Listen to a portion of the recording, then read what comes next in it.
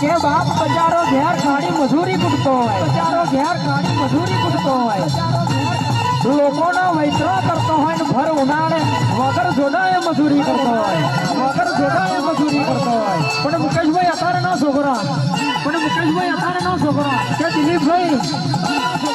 દિલીપભાઈ ઘેર બચારા બાપનો લોટ લાવવાનો હોતો ન હોય. અત્યારે નો છોકરા કે અડધા વગાવાળો આઈફોન જોઈતો હોય, અડધા વગાવાળો આઈફોન જોઈતો હોય. પણ કહેવાય